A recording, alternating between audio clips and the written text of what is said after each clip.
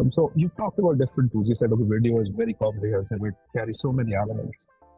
How would you compare the video performance versus a meme, which is very Gen Z, or an image with some creative copy? So have you seen which one works better? Or is it like video all the time works, outperforms everything? Memes are powerful. I do sometimes a meme is better than a video. A meme I think of as an inside joke. The memes are the inside jokes of the internet, and a meme works on that same principle of pattern disruption.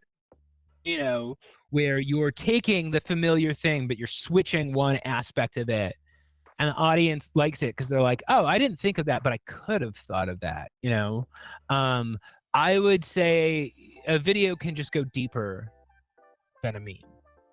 You know, um, a meme is like a one-off joke, whereas video is often more of story. And a lot of what I am teaching people on video is nonverbal. I do a lot of teaching about like how do you look at the camera, how do you make eye contact with the camera, and oftentimes it's these little human elements. The HD cameras pick up a lot. They pick up a lot of nuance, right? Especially movement of the eyes, movements of the mouth. They can catch these little subtleties about human beings. So it is denser. There is more room to play. And also, you need your audience to slow down in order to interact with the video, right?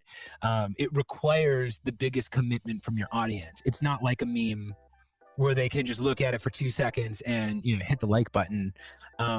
If you want to get someone to watch the entire video, you've really got to take them on a journey. Every 3 to 5 seconds is a new moment, and you've got to pull them from moment to moment to moment. So because it is more work on the audience's part, you're probably going to reach a smaller audience, but you're going to reach them more deeply than you would something like a meme, which can be effective, but is also more surface level.